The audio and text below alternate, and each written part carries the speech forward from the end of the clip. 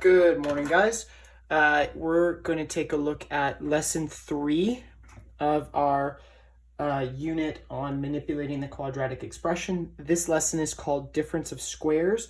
If you're taking a look at the Unit 4 package, then the Unit 4 package, it will be page 7 and 8 of our blank student notes. In addition, if you check the LMS, you will find the completed teacher copy of the Difference of Squares note. So make sure you do check both of those because there are some blanks that you can fill in for this particular lesson, but lots of examples for us to do together. Okay, so let's jump in. We're doing difference of squares, okay, but our first example is about perfect squares. Which of the following are perfect squares? Well, the question is, what is a perfect square? And a perfect square is something that can be square rooted perfectly. In other words, one number times another equals that number. So our first example is 9. This will make sense when we take a look at 9. 9 is a perfect square. Okay? 9 is a perfect square because if I take 3 times 3, I get 9. In other words, 3 squared equals 9, or the square root of 9 equals 3. Okay? If we do B, B is 24. Okay? Is B a perfect square? Well, here's how you tell. Take your calculator out and do the square root of 24, and you'll find that you get a decimal. That means it's not a perfect square. Okay? If we go to C, we've got 36. Is 36 a perfect square? Try the square root button on your calculator and you'll find that 6 times 6 equals 36, or 6 squared equals 36. And so yes, it is a perfect square. Okay, let's try D here. So D is x squared. There's no numbers there, it's x. Is x squared a perfect square? Yes, because x times x equals x squared. It's a term times itself, and that gives us our perfect square. Okay, and then with that in mind, let's take a look at E. E is 16y squared. Is 16y squared a perfect square? Well, let's look at the number first. Is 16 a perfect square? Yes, because 4 times 4 is equal to 16. Is y squared a perfect square? Yes, because y times y is y squared. So we can write our solution here like this. 4y times 4y equals 16y squared. So a term times itself gives us 16y squared. We could have also written it like this. 4y squared equals 16y squared. So we could have written it those two ways. And so that is a perfect square because a term times itself will give us our perfect square. Okay. Now, there's 3 more examples here. It says, let's expand the following. So we're using the skill that we already had to FOIL these 2 sets of brackets. The first example here is x plus 5 and x minus 5 multiplied by each other. We're going to FOIL first, outer, inner, last. Okay, and we'll get x squared minus 5x plus 5x minus 25. We collect like terms. What happens to these inner terms here? They cancel out, and we get x squared minus 25. Okay, now, why did we just do that? Hold tight because we're going to talk about the pattern. Let's do B here. B is 2m plus 3 and 2m minus 3. Okay? And when we FOIL, we get 4m squared minus 6m plus 6m minus 9. We collect our like terms. We get 4m squared minus 9. Okay? All right. Maybe you see a pattern emerging. Maybe not.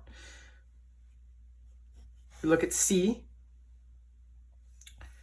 We have 4y plus 2 times 4y minus 2. When we FOIL to expand, we get 16y squared, okay, minus 8y plus 8y minus 4. Collect our like terms, and we should get 16y squared minus 4. Okay? So we've done that math. That was to prove a point. If you look at the next section of the note, if hopefully you do have the student copy of the note open, okay? Hopefully you do have the student copy of the note open. It says, do you see a pattern? Okay, and there are several blanks here. So the first point says there only, that it should be there are only, two terms is the blank. So look at each of these examples. The final answer, x squared, that's one term, minus 25, that's the second term, two terms. Our second answer, 4m squared minus 9, two terms. C, 16y squared minus 4, two terms. There is no middle term. Okay. The resulting expression is a difference. Okay. That means there's subtraction between the terms. Minus sign, minus sign, minus sign. Okay. The terms are perfect squares. So if we look at each of these terms, x squared and 25, x squared is a perfect square and 25 is a perfect square. Okay. And the same is true of 4m squared and 9 and 16y squared and 4. They're all perfect squares. Okay. So those blanks, by the way, if you want to see them written out, they are in the teacher copy of this note, which is posted on LMS. You can find it on the LMS. It should be just beneath or just above this video link entitled Difference of Squares. You can use to write down those blanks. Hopefully you filled them in on your student copy of the note, or you've taken some kind of handwritten note for yourself, okay? Or you've saved it to your computer or somehow collected your notes in an organized fashion, okay? What we notice is there are these three requirements for something to be what we call a difference of squares. That is, there are only two terms, there's subtraction, and both terms are perfect squares. So let's take a look at these four examples. And the examples don't ask us to solve anything, okay? What they do is they say, tell us, are these difference of squares? So A is 4x squared plus 9. Is this a difference of squares? Yes or no? Well, the answer is no. Why? Because there is no subtraction sign. To be a difference of squares, has to be subtraction. Okay.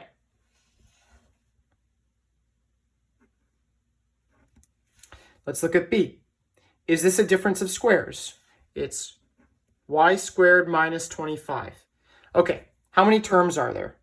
There's two. Okay. Is it a difference? Is there subtraction? There is subtraction. Are both terms perfect squares? Y squared, yeah, that's a perfect square. It's just y when I square root it. And 25, is that a perfect square? Well, let's check our calculator just to make sure. Square root 25 equals a whole number 5. So that is a perfect square. That means this particular statement is a difference of squares. It is a difference of squares. Okay, let's take a look at C. 36 minus 5x. Is this a difference of squares? Okay, let's see. How many terms are there? Well, there's two. Okay. Is it subtraction? Yes. Is 36 a perfect square? It is. What about 5x? What about 5x? Is that a perfect square? Well, our calculator, let's just do a quick experiment here. Square root 5. Do we get an even number? No, we get a decimal. So that means this is not a perfect square because we can't square root 5x. Okay. Let's take a look at D. X squared minus 28. Is this a perfect square? No. And here's why. What's the square root of 28? Take out your calculator. Square root 28. And what do we get? A decimal, 5.29 and so on. Nope, not a perfect square. Okay. So, our next section gives us 2 points. Finding the difference of squares. So, in order to find the difference of squares, what we need to do is, our first step is find the, and the blank is square root of the first term and the last term. Okay? Then our second step is write 2 sets of brackets containing the square root of each term. One bracket will have a plus sign and the other will have a minus sign. Okay? So let's do example number 1. Sorry, example A. Example A is x squared minus 16. So step 1 says find the square root of the first term and the last term. So these are 2 perfect squares, x squared and 16. So I've got to say, what's the square root of x squared? It's x. What's the square root of 16? It's 4. Okay? So now I have my 2 square roots. What I do now is I write 2 sets of brackets. Okay? I write my 2 roots that I came up with. X and 4, okay? And one bracket has a plus sign, and the other has a minus sign. Okay? Let's try that again. B. B squared minus 25. Square root of the first term. What's the square root of b squared? Easy. It's just b. And hopefully you follow that pattern, right? If we have b squared or any letter squared, the square root is just going to be the letter. We get rid of the squared sign. Okay? What's the square root of 25? We did that earlier. It's 5. So now I come up with 2 sets of brackets. Okay, I gave myself a little too much space there, but that's okay. And I write my terms inside. So b and 5, b and 5, and I leave some space in the middle. What goes in the middle of each of those brackets? Well, one should be a plus sign, one should be a minus sign. Okay. Let's do C now. Okay. So C is 49 minus 4y squared. So my first term is 49. What's the square root of 49? You should be able to try that on your calculator. Try it on your calculator, and what you should get is 7. Okay? Now, this is a little trickier. 4y squared. How do I figure out what 4y squared is? Well, I'm going to square root the number first on my calculator. So I'm going to say on my calculator, square root 4 equals 2. And I'm going to write that down. And then I'm going to look at my variable y squared. And I can't do that on my calculator, but I should know, if I've been following the pattern so far, that the square root of y squared is just y. Okay? So now I have my 2 terms, and I want to make sure that I'm putting them in the correct order. So 49 was the first term. The square root of 49 is 7, so I want to make sure 7 comes first in my 2 sets of brackets. So let's write out those 2 sets of brackets. Put the 7 first, then put the 2y, 7 first again, 2y second, okay? And then what do I put in the center of those 2 brackets? Plus sign and a minus sign, and that's my answer, okay? Last example here, it's the trickiest one. 3m squared minus 27. Okay, now here's the problem. 3 is not a perfect square, and 27 is not a perfect square. I can't square root those numbers, okay? But there's something you must always try first. You must try common factoring. first, okay? So if we look at 3m squared minus 27, our GCF, if you remember from our last lesson, is the number I can divide both of these terms by. In this case, the GCF is 3. So when I common factor, sorry, it was a little off the camera there. If I common factor, that means I put 3 out in front of an open set of brackets and divide each term by 3. So when I common factor, I should get 3 times m squared minus 9. Now, if I look inside this set of brackets, m squared is a perfect square, and 9 is a perfect square. Okay? So what I'm going to do is, I'm going to leave that 3 out there, and then I'm going to do my 2 sets of brackets just like this. Okay? M3, M3, just like before. And what should go in the center of each? But a plus sign and a minus sign. Okay? And that should be it for this particular lesson. So please bear in mind that we have homework that is on page 8 of this of our student package. So please work through page 8 of our student package. The answers are posted there with the questions. Okay, and until next time, stay healthy and stay safe. Bye-bye.